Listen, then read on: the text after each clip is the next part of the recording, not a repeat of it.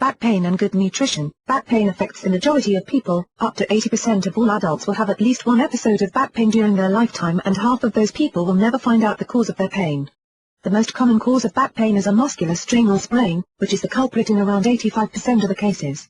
Many people will try a variety of home remedies for their back pain, some with very limited success.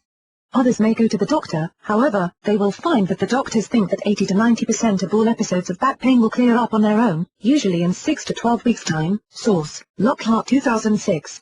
There are a number of reasons that people end up with back pain, including organic reasons like problems with the spine and the muscles that surround and support it, as well as other problems including being overweight or having poor posture, a bad mattress or shoes that do not fit correctly.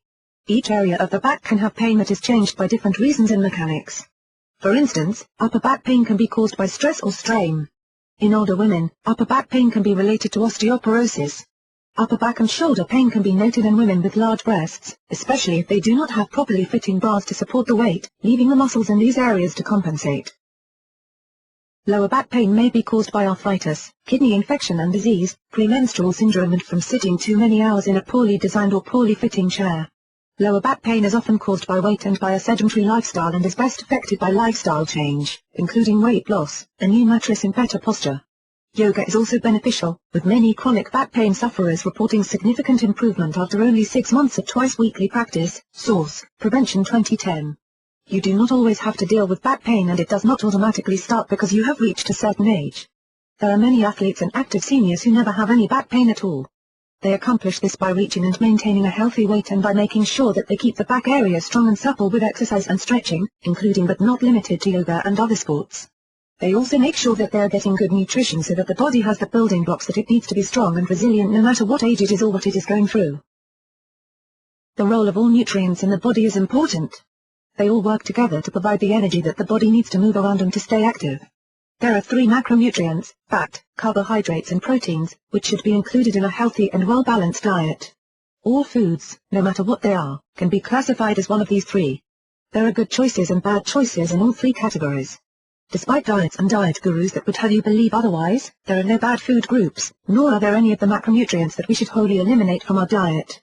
There are no fad diets that work for the long term, and many of them are dangerous in the general scheme of things. It is important to make sure that you are getting enough food to keep your body healthy and strong. You need to make sure that you are getting the right nutrition so that you are well and able to be active. It is important that you lose any excess weight, not only to protect your back from pain but to protect yourself from a number of diseases and conditions that can be directly related to being overweight. It starts with knowing how much food you should actually be eating every day, and then knowing how to divide that amount amongst each of the nutrients. It is also important to know what a good choice is for each of the nutrients and what is not.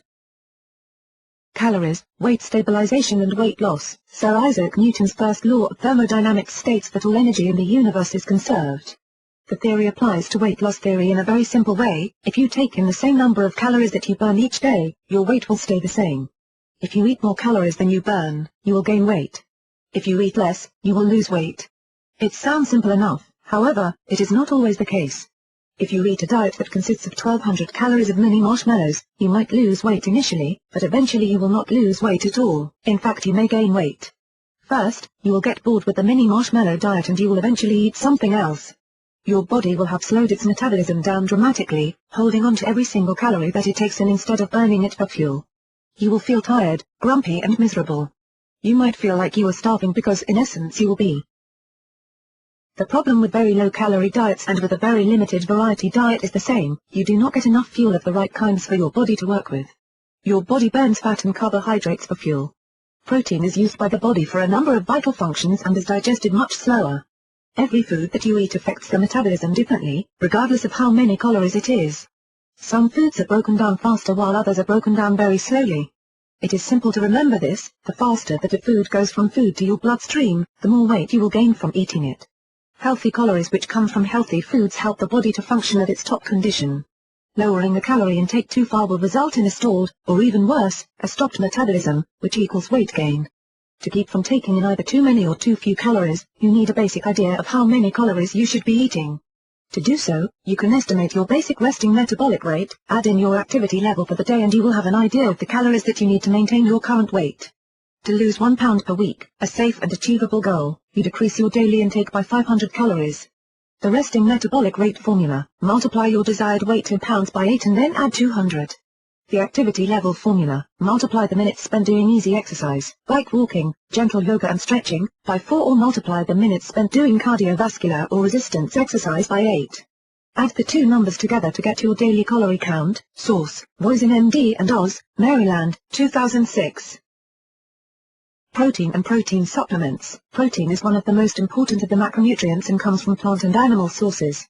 Surprisingly, peas are one of the best sources of protein, with 8.5 grams of protein for 1 cup serving. Source, www.beachbody.com.